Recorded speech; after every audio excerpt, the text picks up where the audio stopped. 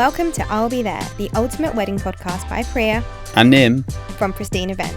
Whether you're a bride-to-be or a groom gearing up or just a wedding lover at heart, we've got you. Welcome back to another episode of I'll Be There. I'm Nim. I'm Priya. And today we have the privilege of being joined by Jitenbhai, one of the most well-known Hindu priests in the UK. Welcome, Jitenbhai. Thank you. Thank you so much for being here. Thank you. So I thought we'd just start off by finding a little bit more about you. So when did you first get into being a Hindu priest? How long has it taken you to get to this stage? It's an interesting question. First of all, thank you for having me on board. Lokabhiramam Rarangadhiram Rajivanetram Raghuvanshanatham Karunyarupam Karunakarantam Sri Ramachandram Sharanam Prapadye. Nim, I don't think one can just become a priest. Yeah. I think it's something I've known inside me a long time. And finally accepting that truth. And by doing so, it was probably the most enlightening thing I've done in my life. And I'm very blessed to have had an acharya, a teacher, guide me and teach me everything. And so practicing as a priest now for over 12 years. Oh, wow. COVID was the reason I became a wedding priest. I'll be honest and say that wedding ceremonies were the one thing that I was trying to avoid the most. Okay. But COVID forced a hand, and I'm very blessed that I'm actually doing this now. Yeah, no, I mean, it's great that for that reason that, you know, you were able to kind of come into weddings because A, we wouldn't have been able to meet you, but also you wouldn't have been able to bless so many couples with your presence because, yeah, I mean, all priests are brilliant, but, you know, it's great working with you. And I think when we're there with you, we have such a good time. We feel kind of spiritually enlightened as well. You feel warm after the ceremony, which is it's a difficult feeling to kind of put your finger on. But and you're always smiling. And that's really nice. Like even if things are running late or something's missing or whatever, you're always smiling and never stressed, and it's great aura to be around, I think, and work with. I think I've picked that up from my acharya. Yeah. He himself was always like, he still is, you know. Nothing ever upset him in a ceremony. When I was, learning from him and watched him, he'd always be smiling and laughing. And I always think that that's one of the first requirements of doing any type of spiritual ceremony is to bring that positive energy, bring those good vibrations, not just from a priest, but you yourselves, you guys are always fantastic, but any supplier that turns up at a wedding, I think that is one of the big things that you should all be looking for as a couple. Is this the right type of energy that this person, this supplier is going to bring to our big day? So, and it's true. And sometimes, especially as a couple, for the most part, couples would have never interacted with these suppliers before, and they may just be picking them based on somebody else's recommendation or via a Zoom call. And sometimes you're not able to gauge whether that supplier is going to be able to give that to you on the day. Absolutely. And sometimes it's just luck. But it is. We can vouch for the fact that if you choose, if Jitenbhai is there on your day, you're going to have a happy ceremony. Yeah, exactly. And how was it during your first ceremony when you did decide to go into more of the wedding side of things? The very first one was actually, do you remember the rules around COVID were like, it like 30 people or something like that? I mean, there were so many rules, so it's difficult to know there which were. ones, And I think, I felt really bad for so many couples that were stuck in this position and they just wanted to get married. They wanted to do it the right way. They wanted to do it religiously and spiritually. And so my first one was in somebody's home. Yeah, and it's a ceremony that's always stayed with me because it's probably the best one I did, the one I just felt such good vibrations coming from it. Yeah. And I think that then gave me more of a purpose that actually this is the ceremony that you need to focus on and you need to build on. And so that's where the journey started from there. And then I think the next one after that was when the restrictions started to open. Yeah. And I was at Jitenbhai, and it was my sister-in-law's wedding. Okay. Wow. And was that pressure? More from the mother-in-law than But no, that was the first main one that I did, and that's from where everything started to spread. And a very well-known photographer, I won't mention his name because he has a very big mouth, started to spread the news. He goes, "There's this new Maharaj, go try him out." That's amazing that it all spread via word of mouth, and that's how you kind of got your bookings. And then it is, that's the only thing that I use is word of mouth. Which amazing. Is nice. And then I guess for couples that maybe are newly engaged and kind of at the beginning of their wedding planning process, when they're thinking about the ceremony side of things, I think it would be great if you could just break down like a summary of the main steps of the ceremony, all the key parts that are really important, because we're noticing a lot of couples are like, picking certain elements or taking out certain things. Like we've noticed that people are, for Gujarati ceremonies, they're not including the anthrapat as much anymore. They want the groom to watch the bride come down the aisle, or they're cutting out some of the prep stages in the groom puja bit. So we've noticed that people are like taking bits out, but it would be good for our listeners to know what are the key steps that you kind of definitely need as part of the ceremony.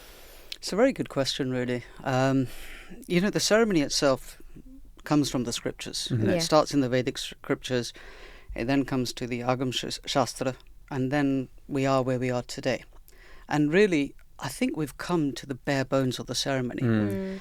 And we're now got to this point where couples are dictating to their priests that we want this, and only if you're willing to accept these terms are we willing to have you as our priest. That's difficult. And I think that's sad to see. Because in, for example, the South Indian or Tamil culture, it's very much the other way around, that there's full respect for the priest, that, the way the priest conducts a ceremony is the way the ceremony is. And there are elements where people think, oh, we don't need them. But on what basis are you making that judgment? Are you watching a reel on Instagram where somebody has said that, this is now progressive, etc.? But I do get couples who come to me, Priya, and they say that, Jitenbhai, we don't want this, we don't want this, we don't want this. And for example, two of them you've hit, I think, on a previous podcast was the antarpat and then Kanyadan, which is always one that always spurs up all different types of emotions with people.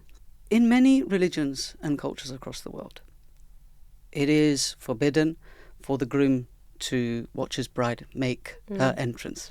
Even in a church wedding, if you look, the groom is always facing forward until the bride arrives at the altar, which is, if you like, the auspicious space, and then they look at one another. We perform a ceremony on the groom and we perform a ceremony on the bride. We call them respectfully Vara Vishnu Pujan and Lakshmi Pujan. What are we saying here? These ceremonies that we perform on the bride and groom, they're not just made up, but they're invoking that highest level of consciousness, which within a groom we term as Sri Vishnu, and within a bride we know as Lakshmi. The whole ethos behind the Hindu wedding is that this is the meeting, the milan of Lakshmi and Narayan, of Shiva and Parvati. So we want the bride and groom to be in the best form possible. And once we've done those, the antarpat then comes down, and now the bride and groom look at each other for the very first time, but not looking at each other as they have in their normal lives, but now as Narayan and Lakshmi, as Shiva and Parvati. And that's what that antarpat represents. And I always find that when you explain this to couples, you feel it even over the phone, that the penny's dropped, and now they're like, that really makes sense, that's really beautiful, actually we'll keep that bit. And the whole process, Priya, of the planning is like this. They're like, we don't want this, we don't want this one, we don't want this, and we explore the reasons behind, okay, why don't you want it, what do you think this is about, you know? And another one that does spur up a lot of emotions, Nim, is the whole Kanyadan. Every priest will tell you that the Kanyadan is not about giving your daughter away. Sanatan Dharma, where we come from, this Hinduism, celebrates Shakti, the female divine, more than it does the male divinity in a calendar year, if you think about it. If that is the case, how would it make sense that we think of daughters as objects that we can just give them away? It doesn't. But rather, Kanyadan is a sankalp. It's an oath that the bride's parents take to say that on this date, at this time, within this place, we shall join our daughter's hands with the groom. That's why the whole thing in Sanskrit is known as Pani Grahan. Pani meaning hands, Grahan meaning accepting. That here the bride and groom accept each other's hand in marriage. But the right to join those hand in marriage is given to the bride's parents. And so when it's explained like this, couples all of a sudden start to go, well, why do we always think it's about this? And it's because your information is coming from reels on Instagram. And respectfully, Priya, sometimes I see them where a makeup artist might say, oh, this is the best way, this is how things should be. But I wouldn't turn around and start telling a makeup artist how to oh, maybe if you do this and that, if there's spiritual foundation to it, knowledge to it, it makes sense. But just because what you might think is progressive Yeah. doesn't mean that it's necessarily correct. That was an incredible explanation. Like, Yeah. genuinely, I've never heard anybody explain it like that. And I think, to be honest, if I'm being completely frank, I think a lot of my information has come from social media and the internet and what other people say. So now that you've explained it, I would never, not that we have ever told couples to cut out parts of the ceremony, but I would also never encourage it or never kind of condone it. I think the interesting part, and I think where couples probably struggle, or maybe where they come to you and try to cut parts out, is because there is, in my opinion, there's a natural progression over time of how ceremonies evolve. And I think we all have accepted that to some extent. Obviously, 1,000 years ago, ceremonies were being done differently, purely in Sanskrit, and there are certain things which can progress, and I think which are, generally speaking, accepted. So one of them would be translating into English, or having parts of the ceremony in English, having background music which perhaps you wouldn't have done before. I think I spoke to a priest where they were saying something about the Pokwanu moving inside, or parts of that which I think, as time has gone on, it makes sense, being in the environment we're being in, the number of people there are, the length of ceremony. But I guess what you're saying is there are now, exactly like you said, we've come down to the bare bones. And so by cutting anything out, you're no longer having a ceremony. It's now just a combination of different aspects of a ritual. Yeah. The rituals are organised in such a way that we believe that the bride and groom are walking into this mandap as individuals, but then they leave as one. And it's not just on a physical level, but physical, mental and spiritual.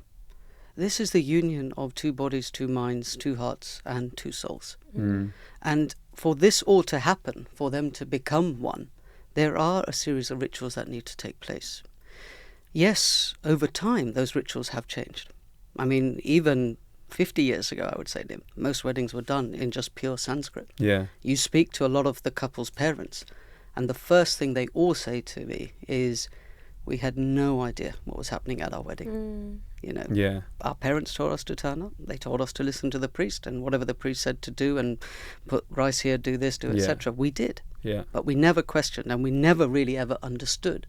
So at the end of a ceremony, I always tend to get a lot of the elders coming to me and saying, we now understood what we did at our wedding, you know, because the ceremony they see in the mandap resonates with what they did. Yeah. Understanding those rituals is equally important. Yeah.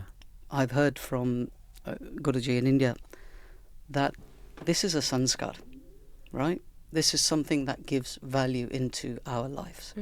There's only 16 of them. There's lots of pujas, there's lots of havans, lots of other things that we can do, hundreds of them. But there's only 16 sanskars that we perform, of which one of them is this one, termed as vivah. And he broke down that this word sanskar can be broken into two things, satkarma and satsang. Satkarma is the mantras, the rituals that we use in the ceremony. And satsang is understanding why we perform them, understanding those mantras. And those two together create that sanskar. And that's what creates the foundation for the couple to then build on into their marriage life. I think sometimes in this world, Priya, we're guilty of trying to find that absolute perfect person. And only when we find that perfect person that in our eyes is perfect are we going to walk into the mandap with them or go to the altar, to the registry office. But Sanatana Dharma teaches us, accept the imperfections. But believe that the two of you can work together and grow together into this married life. And this whole ceremony will form the foundation, that fertile ground from which the two of you will grow together as one. No, it's amazing. It's such a good explanation. I feel like I'm learning. So even though we go to weddings all the time, I feel like when we're running around in the background, I feel like actually we're learning so much. And even for our own wedding, I feel like we knew the basic steps, but we didn't understand the meaning and the depth of each one. And I think it's so important that priests have calls with their couples before explaining it, and then even on the day I'll reminding them and explaining to everyone there. And I just find that it captures the audience so much more, and you're enlightening them so much more that way as well. So based on what you've said then, like, how do you approach it if a couple says they want to take out some things or change some things? You've explained it and they're like, that's fine, but I still want those bits taken out. Are you flexible, or are you quite set in like, this is what I feel like I need to do to be able to marry you, so maybe then I'm not your priest. Because it is about having boundaries with what you're comfortable with, right? You're absolutely spot on. And for me, it's the latter, what you said. And like in Nim's words, we've reached the bare bones of the ceremony. And so when couples do come to me, and I do get a lot come to me like that. And, you know, when people say to him, oh, you're doing a lot of weddings, I think sometimes it's important to focus on the number that I say no to, rather than the ones I do. Yeah. Because couples think, oh, there's a priest who speaks English, let's just have that. Yeah. That's all that's important to us. And they will try to dictate to me to say, we don't want this, we don't want this, we don't want this. And I will just say respectfully, I'm not your priest. Yeah. Yeah. That's good. It doesn't resonate with me. There, like I said, there's this whole process that we do. We want the best for you. Every priest out there wants the best for their couple. And for us to deliver the best for you, let us be the best form that we can be by performing these rituals in the way that they should be performed. Because it is those rituals, it is those mantras that creates the bond between the bride and the groom, between the husband and wife, that creates that Shiva Parvati bond within them, the Lakshmi Narayan within them. Yeah. And that's why I will always say that, you know, if you want to take things out, unfortunately you are going to have to explore elsewhere. Yeah. But one of the best advice that I give, you know, when couples first come to me is that whether you have me or you have somebody else, always pick somebody that resonates with you. Yeah. You as a couple are going to spend the most time in that mandap with the priest. Yeah.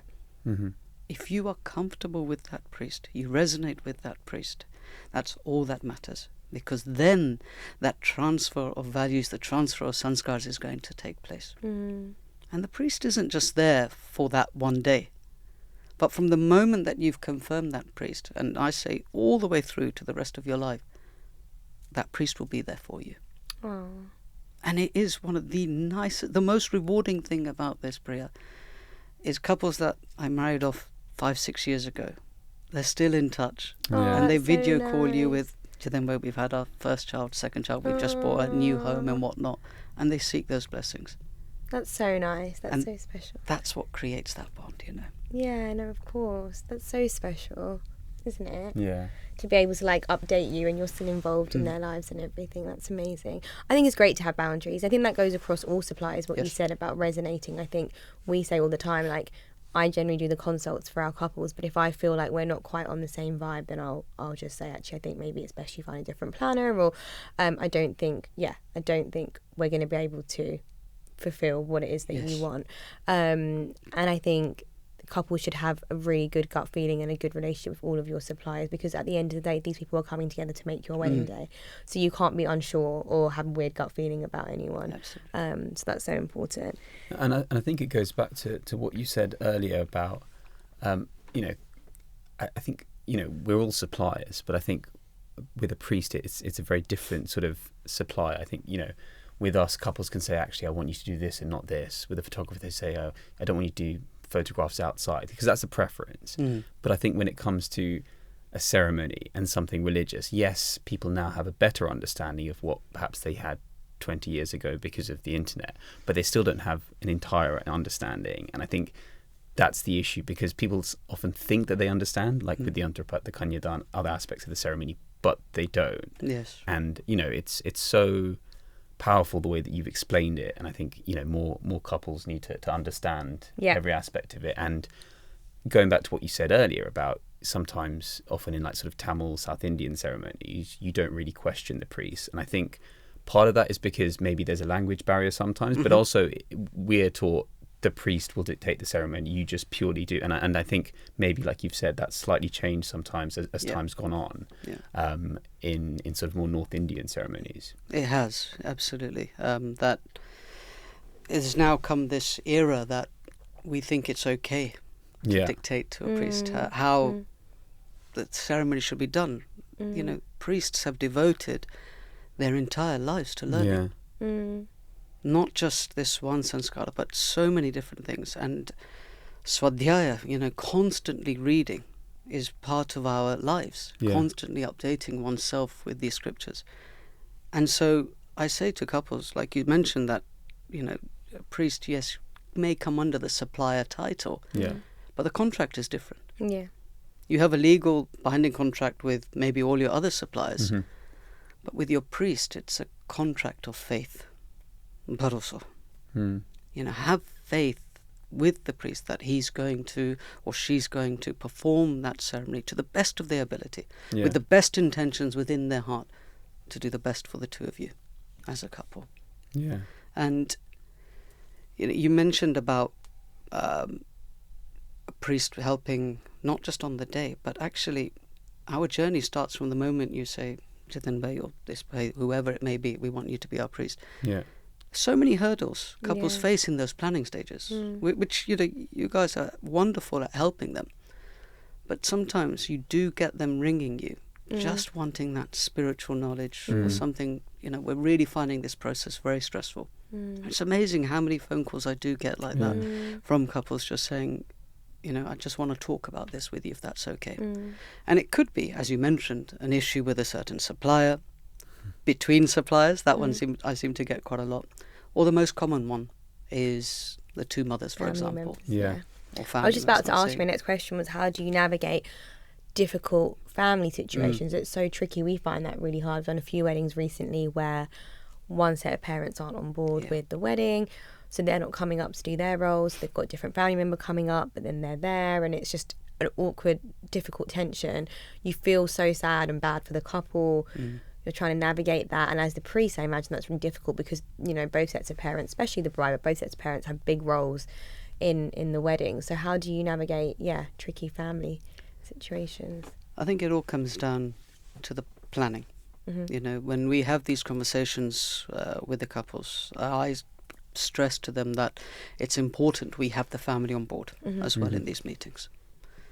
The very first one, I want to get the couple aligned with the ceremony. But then after that, all the conversations will involve the family members, because that's when I'll start to pick up that there may be some difficulties here or there.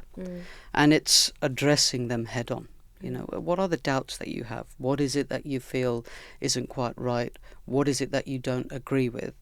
And then let me address them. I'll go right down to what the root cause of it is. And then when you address it with them, why they feel in that way, all of a sudden that doubt has escaped them, and now they're aligned with it. And you do get, more often than not, Priya, where the two mothers, the bride's mother or the groom's mother, don't see eye to eye on a certain aspect of a ritual. And they're like, well, my mum doesn't agree with this, and his mum doesn't agree with this. So what's the best solution? The solution is leave it to the priest. That's what your priest is there for. The priest is the learned scholar there in the scripture, in the ritual.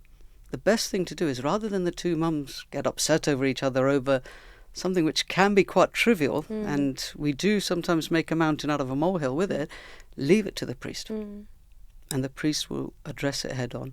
And more often than not, the outcome will be palatable to both families, basically. So communication is the most important thing. It's by talking to them, address those concerns. And even if then you still can't get them to see eye to eye, then put your faith in the priest. And all will be well. Amazing. That's great advice. And I think usually we say for our couples, don't get your family involved in the planning. But I think with the religious pre-side of things, you absolutely have to, because we've had a few couples sometimes where the families haven't been involved. And then on the day, they're like, no, we normally do it like this, or we want to now change it. And we're like, no, this is all been planned. The couple and the priest know what's going on. You now can't come in and change a step or add something in. So I think that is one part of your wedding. You definitely need to have involvement with your family so that they aren't surprised on the day and they aren't trying to add things in last minute. But then how do you navigate an additional family member coming on the day and coming directly to you? Because we've had this, and it's normally an auntie. There's always an auntie who says, I want to do this. I want to put this deity on the stage. I want to deliver these gifts onto the stage. How do you navigate that? Because we find that the hardest with any additional guest who's often a family member, trying to tell them no in a polite way, or to try and incorporate it without annoying the bride and groom, who are ultimately the most important people that day. And their wishes need to be respected. My Guru Bhai has this wonderful phrase that he calls these people Vigna Santoshi. Okay. People who think they mean well, Yeah. but Yeah. in the end being obstacles for you Yeah. on Yeah. the day. Going just a step back with something that you mentioned about, changing the order on the day. One of the important things that I do, and I've learned from my Acharya, is that within a month of the wedding, we'll have a meeting with both sets of the families, with the parents. That meeting has only one purpose, is to set the order of the day. Mm-hmm. That way, the 6 most important people, that be the parent or the guardians or the bride and groom, and the bride and groom themselves, then know exactly what's going to happen, when it's going to happen, and who it involves. Mm-hmm. Then they're aligned. And then we say after this, there's no need to then change anything. However, on the day, Yeah. there is always that, as you mentioned, one auntie that comes up. As a priest, we see it more when it's about the ceremony items, the samagri items. Yeah. More often than not, the mother of either the bride or groom will give that list to another family member who will say, yes, I know all of this, I know how to do it all, blah, blah, blah. And they'll tend to go through that list and they'll go, he doesn't really need that. Mm. And then on the day, in the morning, I'm ringing Nim up and going, Nim, I haven't got this, this not here, this isn't here, you need to sort this out. And it's because that aunt or that respective lady in their family has decided that, no, what I say goes, not Yeah. what the priest says goes.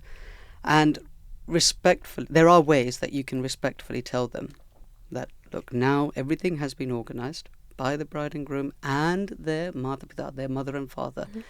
Respectfully, I need you to now sit back and let me do my role as a Mm-hmm. priest.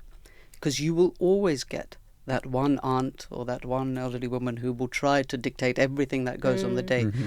And more often than not, it is the bride that I see that gets upset over this Yeah. than Yeah. anybody Yeah. else. Yeah. It is my duty, or any priest's duty, to control that environment Mhm. within the mandap. Yeah. Yeah. Nobody should be coming into that mandap to say, you need to do this, you need to do that. Mm. Yeah. Within those pillars, within that sacred space, what the priest says is what goes. Yeah.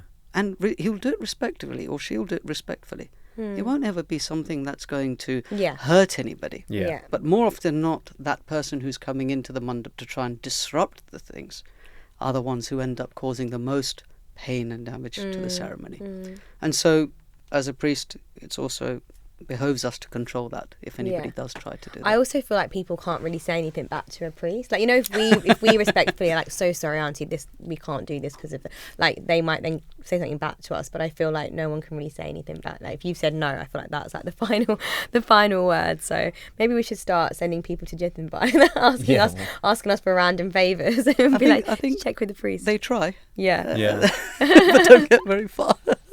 Good. I'm glad that you stand strong. And then for couples, when do you think they should start booking? When should they book their priest in their planning journey? And what kind of info, when they're picking their priest, there's so many out there, like what should they look for? Obviously you said about gelling, but is there anything else that they should look for or that's important when they're deciding about their priest? I think naturally from within, you will know whether this priest works for you or not. Mm. It is important to know their background, that they have been taught by an acharya, that they've maintained that what we call Guru Shishya Parampara, that it's come from a genuine place. Because we are entering a phase, as you mentioned, that now we think it's okay for us to just remove everything from a ceremony. Mm. And by doing so, you're just causing harm to yourself as a couple. You know, those blessings mean a lot in the mandap. Those mantras alone will do everything for you in your married life. That's my faith as a priest, is what I believe and what I try and teach young couples as well. Find the priest that resonates with you. Find a priest that can communicate with you. That's equally important. You know, be able to understand what they're saying, how they're saying it. If you have any doubts, can the priest clear those doubts for you? And you'll know that in those beginning conversations, you know. So for me, it's important that they have the spiritual knowledge, they have that mantra shakti, that those mantras are there, because that's what's really important in the ceremony. And then the connection that you feel with that priest. A photographer once said to me that nervous energy is picked up instantly by a camera. Mm. And he said that when a priest can make the couple feel really calm in the mandap, they, as photographers, can give much more back to their couples. No, Because it's so true. otherwise they end up with all these photos that they're like, Where they well, they're just not look- going to want to see Yeah. that, Yeah. with awkward expressions. Yeah. But when you feel natural, when you feel calm within your mandap, then not only the camera, but all your guests are all going to see that. One of the questions that I get asked a lot when people come to book, Maharaj, can you do a silent ceremony? And my answer to that is no. I can do an engaging ceremony. Mm. That if the two of them feel calm, that they are actually enjoying the ceremony, the 200, 300, maybe 900 people, as you had the other day, will see that because they are there for them. Yeah. Yeah. And if they see that the couple are actually enjoying their ceremony, that they are actually one with their ceremony, then all your guests, friends and family who are there for you will also be part of that ceremony. And they will naturally fall silent. Because when we say silent ceremony, it sometimes feels a bit headmasterial. Yeah, yeah. That I'm having to tell people off to be shush, quiet yeah. and whatnot Yeah. like that. I know Indian weddings, Yeah. we seem to think it's acceptable. I don't know why, as a community, that we can walk into a wedding and just start talking Yeah. to people when the ceremony's going on. But once the priest starts the mantras, at that point, that should say to all of us that now it's time to put our phones away and now become one with the ceremony. But not just because the priest has started chanting mantras, but out of respect Yeah. for the bride and groom, Yeah. Yeah. for their families. This is a huge financial pressure, Even if we were to really bring the ceremony down and do it very simply and whatnot, there's still a Yeah. big pressure on couples, Yeah, of in course, this day yeah. and age, in the UK and whatnot. And so I think if we just show that little bit of respect Yeah. towards them, you can end up getting that engaging silent ceremony. And you will know from, going back to your point now, Brea, about what you need to look from in your priest, you will know from those initial calls with the priest that whether this ceremony is going to be in that way or not. Yeah. No, absolutely. That's good. And I would say, we always say to our couples, try and book your priest ASAP first, because they don't Yeah. generally have a team. There's one of them. So if they're booked up on the date, then that's it. Whereas like a lot of other companies like caterers, decor, DJs, they have obviously multiple teams. So I think booking your priest early is important, and doing, as you said, having phone calls with them, seeing if you get on, seeing how they explain things, and just seeing the overall vibe that you get. I wanted to ask you a little bit about destination weddings and fusion intercultural weddings. I know you said recently you did a Gujarati and Tamil wedding, is that right? Yes. So like how you manage that, and how the ceremonies alter slightly for destinations or mixed fusion weddings, or if they don't. In my experience, the fusion, or as you said, intercultural weddings, they're the same.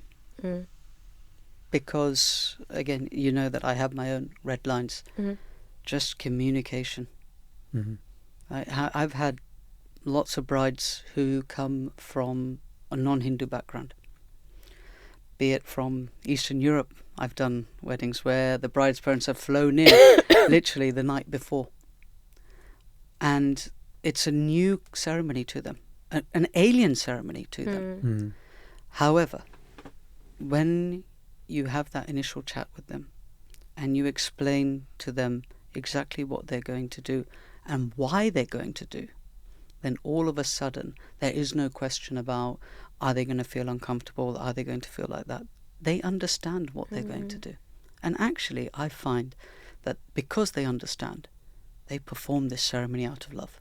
I have seen it with my own eyes, where I'm like, you're not even from a Hindu background. But they do it with such love, such devotion. The way I tell them how you hold a spoon, how you do this, how you do that. They want to do it perfectly. Yeah. Because they want the best for their daughter. Yeah. And the number of weddings I've done, Nim, where, one half is, say, all English, for example. Yeah. And they take more away from the ceremony sometimes than our own Yeah, Indian no, side, I you know? agree. I I agree. think maybe also because it's new and there's a level of respect and understanding because they're trying to understand what's going on. Yes. And I think as Asians going to so many weddings, you think you know what's going on, so you don't even bother trying to engage with what's happening on the stage. You said, "Oh, I'm just waiting for lunch to happen." Yes. But actually, it's the English guests or the non-Indian or Asian guests who are the ones who are very respectful and very interested, because it is so different. Absolutely. And I think when you explain it all, it's such a beautiful meaning behind all the steps that you're doing and how you're uniting these two people. And we really see that as well. Just before we wrap up, we've got some quick fire questions for you. But before we go on to that, I wanted to quickly ask, you've touched on it a little bit, but like how weddings have changed over the last 10 to 20 years, and has social media changed expectations, do you feel? And like weddings in general, I know they've become shorter and probably a bit more intimate. I don't know, in your experience. Absolutely. I think the intimacy of a wedding ceremony has definitely changed. You know, these were grand celebrations back in the day. You know, the time I got married, you know, going back 15 odd years or whatever it was, I think we had 700, 800 people. Wow. But then the costs of everything has just gone so high that doing it on that scale that many years ago, it wasn't that much of a burden as it is nowadays. So I completely understand. You've also now got couples wanting to understand their ceremonies, which is a step in the right direction. As a priest, I would say it's a step in the right direction. As I said, a lot of the couple's parents all said, we turned up on the day, we were told to follow the orders of the priest, and that's it. We didn't understand anything. But it's nice to see that young people actually want to understand their ceremony and be part of it. So that's the really big change that's happened. And they want their guests, their friends, their family to be part of that ceremony as well. And so they want that engaging, if you like, silent ceremony, that people show that respect. As per our dharma, as per our culture, this is more than just two individuals. You know, we say in every wedding that this is the coming together of two families and two communities as well, which is why, you know, these weddings were done on such a grand scale. You know, still I think in this day and age, Priya, that parents are supporting their children in having these weddings, right? You know, financially they support them. So my appeal to couples is, do not shut your parents out from their own requests completely, but rather come together as a family and discuss, right? Because I know parents sometimes get carried away and they say that, well, our neighbour from East Africa who runs a shop and he bought the first dog for us and etc. And it goes miles and miles back. We have to call him because they called us to it. Understand that there is a level of respect there as well, that parents we have to respect their wishes as well, and we draw a line somewhere. Music you touched on as well. Music is not something new to our culture, but in fact there's an entire Veda that is given to music. You know, there's so much respect for music within our culture, within our dharma, that music is equally important, I would say. Why? If your priest is recommending to work with a certain DJ or live music band, which happens a lot nowadays, right? Even I do as well. There's two that I work with and I say, you know, please stick to those two. Why? Because that then gives the priest the room to be able to perform the ceremony to the best of their ability. That music coordinator, be it live, be it DJ form, whatever, will know exactly the cues of the priest. Because that way the priest can then deliver all the mantras, deliver all the rituals as well, to make this ceremony official, to make it a wedding ceremony. The growing thing about social media, as you said, cannot be the source of your knowledge for religious ceremonies. It can't. Because the information you're getting there is not always official and more often than not accurate. It's very inaccurate, if anything. You know, I think I touched on it earlier. I said that, you know, you've got a makeup artist trying to tell you how a ceremony should be done. Respectfully, that's not where you get your information from. Absolutely. We have temples in our community. Within those temples are the most learned acharyas and priests, you know. You can go to them. You can sit with them. And hand on heart, I've met a lot of them. They will give you their time. And they will sit and they will explain to you. Everything. You know, any priest you go to, I'm sure they will always give you that time.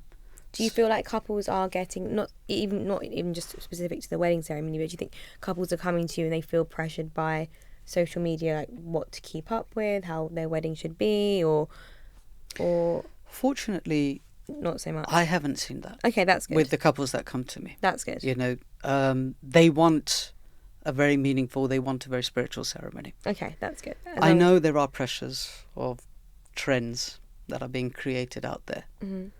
But my one advice to any couple listening to this, do not let your wedding be dictated by that. Yeah. Let it be about the two of you. Let it be the celebration of love between the two of you. Not what this person's done and that person's done. Yeah, or what you feel it has to be. So true. We can just do some quick fire, just like some this or that questions, which is always interesting to hear. Okay. Indoor or outdoor ceremony? Which is, I know, a bit of a hard question, especially with the current heat wave. Current temperatures. Always indoor. Indoor, Yeah. okay. Sunrise or sunset ceremony? Sunrise. Yeah, very peaceful. We had a ceremony in the morning for our wedding and it was really beautiful. Okay, temple wedding or destination wedding? Temple wedding. Okay. Favourite season for weddings? Spring. Yes. Going into summer. Yeah, nice. I don't know if I can ask this, but your favourite part of the wedding ceremony, or favourite ritual that you like performing from the wedding ceremony? The Haven. Okay, Fairas, okay. The biggest wedding you've officiated, so guess number wise? 700. Wow. Was everyone engaged? Freakishly quiet. Wow. Too quiet. Well, you weren't expecting that. One word to describe a great wedding? Uplifting. Oh, that's nice. I really like that. Okay, and last thing. One thing that every couple should remember? Devotion. Love that. To one another, to one's family, and to the Almighty. Oh, that's great. I love that advice. Yeah, that was beautiful. Yeah, amazing. Thank you so much, Jitenbhai. That was so helpful. Thank you so much. And we'll see you next week. Thank you. Take care. Thanks for listening. Please like, follow, subscribe for more.